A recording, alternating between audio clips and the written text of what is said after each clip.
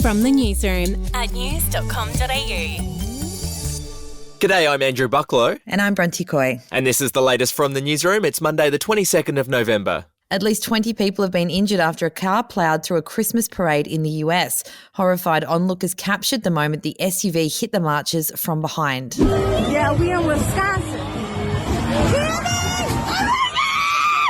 Authorities have identified a person of interest in the case and the vehicle has been recovered.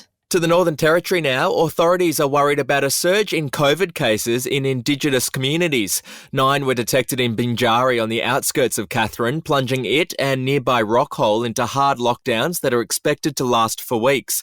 The 9 cases were spread across multiple households and Chief Minister Michael Gunner has warned many more cases might emerge. To New South Wales now, police have revealed they've removed 15 tonnes of soil as they continue to search for William Tyrrell's remains. Officers have spent the past week searching an area of bushland less than a kilometre from the home of his foster grandmother, where William was last seen in 2014. Without going into too much detail, there has been material and other things found up there that would be foreign to normal bushlands, so they need to come back to be forensically tested for DNA. But again, if you think about 15 tonnes of soil that has been moved back into a clandestine lab, there could be weeks and weeks of searching through that before we have any answers. That was New South Wales Police Commissioner Mick Fuller. To sport now, cricketer Dennis Lillee and swimming star Ian Thorpe have been elevated to legend status in the Sport Australia Hall of Fame.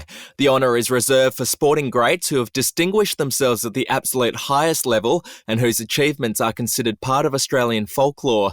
Only 44 people have legend status, including Sir Donald Bradman, Kathy Freeman, Wally Lewis, Rod Laver and Greg Norman. To showbiz now, it's been revealed Adele asked Spotify to remove the shuffle option for people listening to her new album on the streaming platform.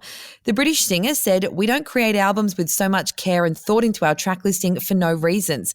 Our art tells a story and our stories should be listened to as we intended." Spotify happily obliged, because when Adele asks, you listen. Yes, you do.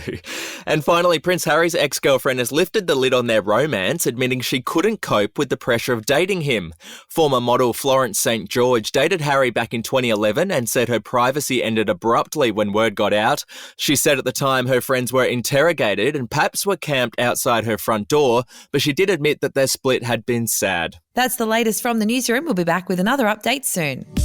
Your update from news.com.au.